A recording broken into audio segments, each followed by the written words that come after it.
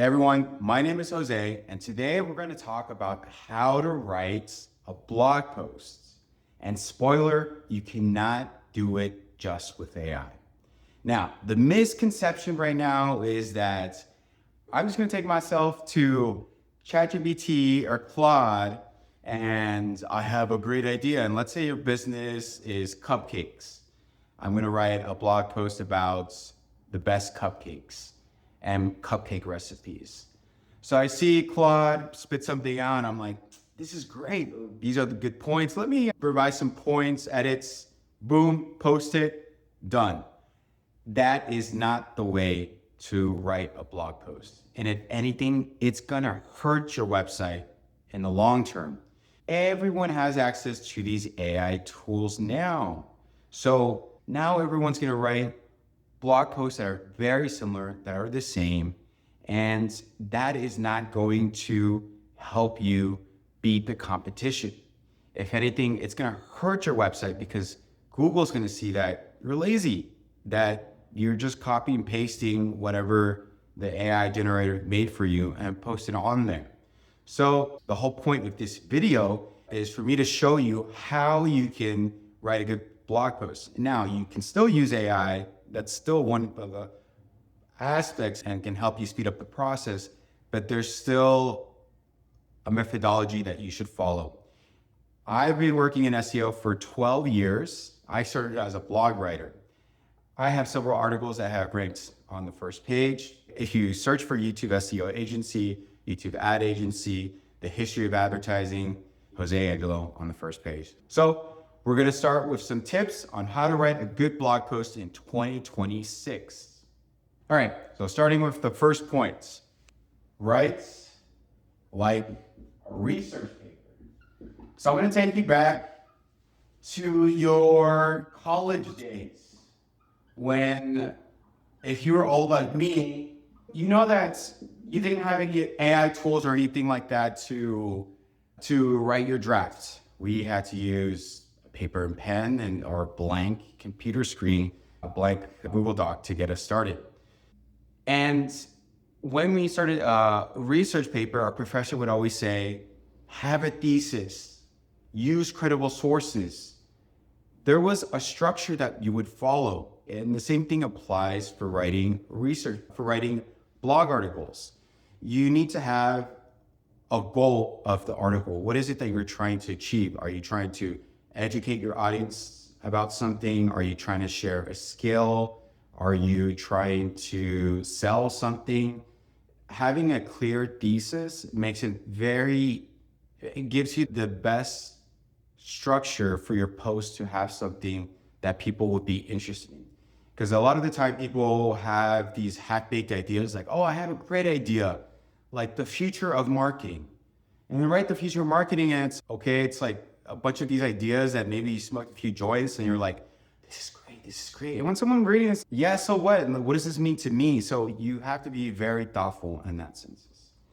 Second is you need to use credible sources. So next point, use credible sources.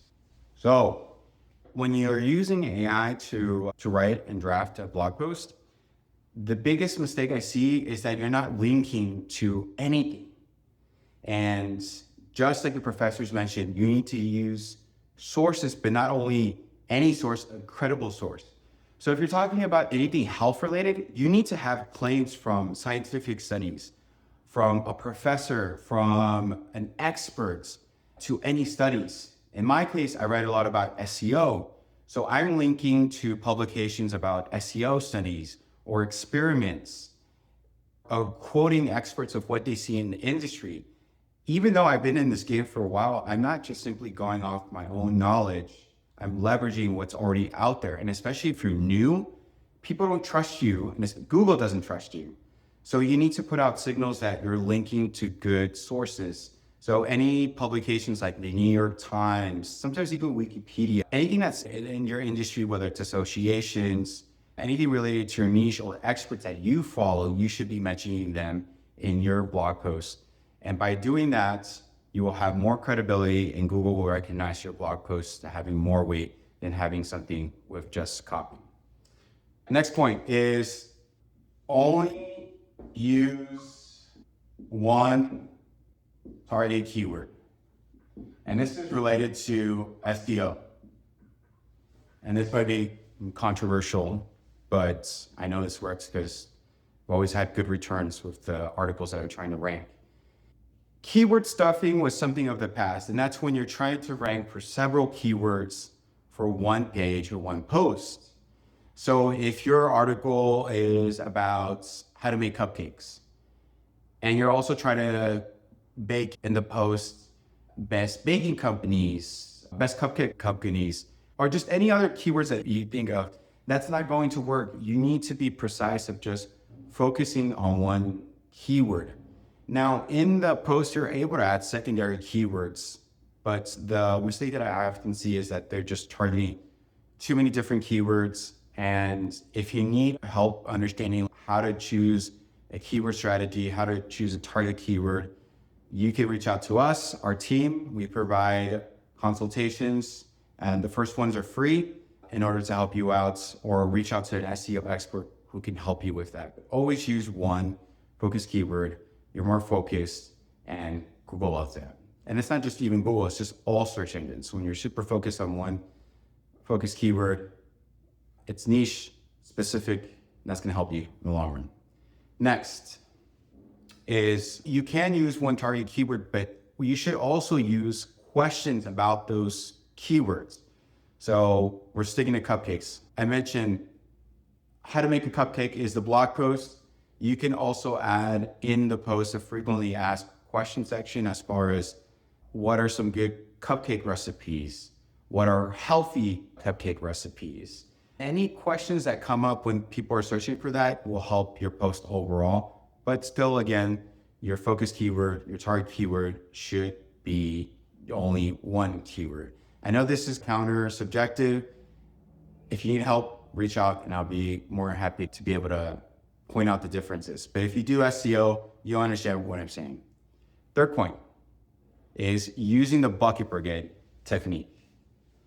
You've probably seen this when you read an article online, is you'll see some blog posts that are just paragraph blocks.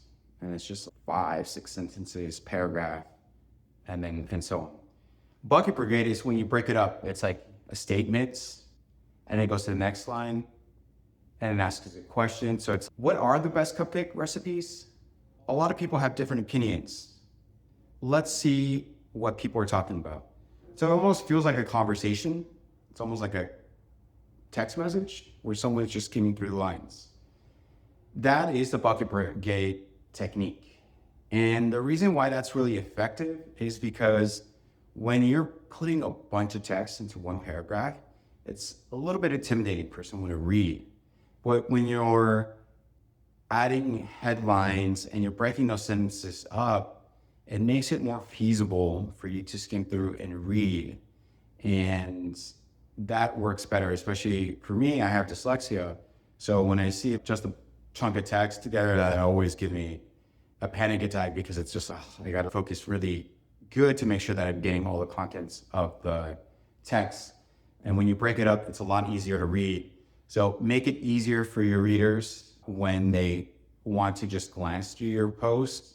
And this is why you see a lot of formatting now, just bullet points, bolding words, because it does help. So that is the bucket brigade technique. I'll link it in the description so you can learn more about it. Next point is adding YouTube videos to your blog post. Now, one of the most important metrics in SEO is time on page. And if you can add something that will have folks spend way more time on your page, that's going to help you. And that's going to give your post a signal that you have good quality to Google. And the reason why that is because when you're on one blog post and you're reading it for 10 seconds and you leave the page compared to another blog post and you're there for 6 minutes, that is a clear difference. If you see that consistently with readers, 10 seconds here, 6 minutes here, Google signals that as someone is enjoying that content more, it's helping them more. So we're going to put that post up in the rankings. Because ultimately, Google wants to make sure that they are providing the best content, the best pages that are going to help solve the searcher's goal. So they don't want shitty content at the very front that isn't going to help them. And YouTube videos, what this does is it helps increase time on page, because when you watch a YouTube video, you're going to spend more time on it. So if you have any YouTube videos about your business or anything related about the topic, or if you wanted to talk about something, that's a good opportunity to do that. But let's say you're limited on time or you don't want to be in front of the camera. You can also leverage other YouTube videos from other creators or other publications. As long as you're citing the source in the blog post, you're able to use YouTube videos in your posts. But if you really want to make sure that you're not doing anything wrong or don't want to step on anyone's toes and worry about legalities, you can also reach out to the creator and saying, hey, you wrote a great video. Could we feature this in their post? And most of the time they want that, because for them, it's almost like a backlink and it's going to get more visibility, which is going to help their video. So it's a win-win. And sometimes I've seen partnerships and opportunities open because of that. So adding YouTube videos helps increase time on page. Next one is clarity over cleverness. And this is just not for blog posts, but just for everything in marketing. You ever see someone who have a website and blog posts, and they might sound like they're saying something really creative, but you're like, what the fuck does this mean? Or what are they selling? What are they talking about? And this is like when people are using just so much jargon and BS. And clarity over cleverness means this is not your time to be an artist or super creative. You need, and with search and articles, first and foremost, you want to make sure that your readers can understand what you're trying to communicate.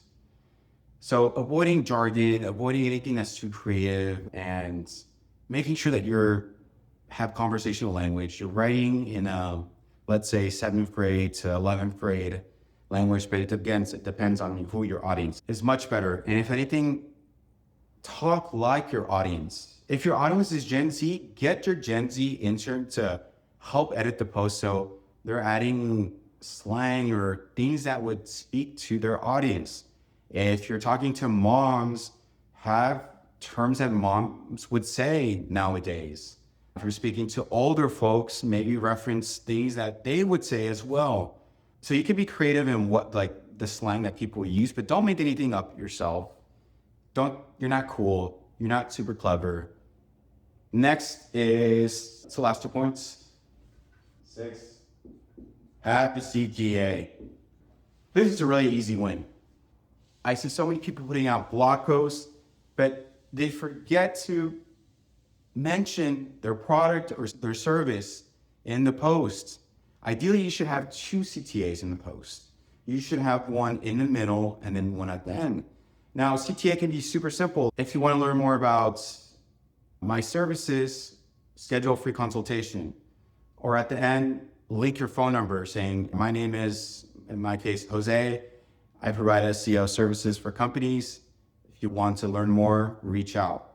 And you'd be amazed, a lot of blog posts have missed that opportunity, so make sure you have a CTA. Lastly, number 7, use your expertise, stories, insights in the post. And pay attention to this, because this is probably the most important tip that you can do right now, especially with AI search. At the beginning of the video, I mentioned everyone is writing with AI. Everyone has AI slop on their copy. And even if you're really good at tuning articles, there still needs to be a way to differentiate yourself so you're not just speaking in third person. So by using your own expertise, stories, insights in the post, that's going to help you provide more credibility. An example of that is I write articles about SEO. So in my articles, I write about the experiences with my clients What went wrong? What experiments did I try that I failed in? What are some tips that haven't changed that are still effective? Using data from my own experiments, from my own insights, that is going to help provide more authority on your post. And not everyone can just steal that from you. No one can take that away from you. And that's why it's so important to have that in your post. So speaking in first person, I tried to do this, or I did an experiment with that, or we've seen that if you do this equals to X, Y, and Z. And AI search engines love this because it shows that you're not using AI to create these insights. They're coming from real world experiences. So that is super important. And that's what I recently changed when I create blog posts, is that I'm adding my own personal stories, my insights, my quotes, my opinions as well. And that is going to really help you stand out with articles in 2026. If you want to skim through the blog post, I'll link to that in the description where you can look at all these tips.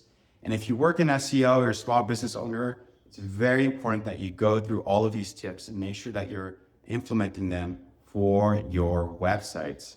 And if you need help with SEO, how to write good articles, or get your SEO back in order, reach out to me and I can help you and provide a comprehensive audit to get you not just on the first page of Google, but get you mentioned on ChatGPT and Claude and other search engines. My name is Jose with Jose Angelo Studios. Thank you for watching. Remember to subscribe, leave a comment if you have any questions, and I'll see you on the next video.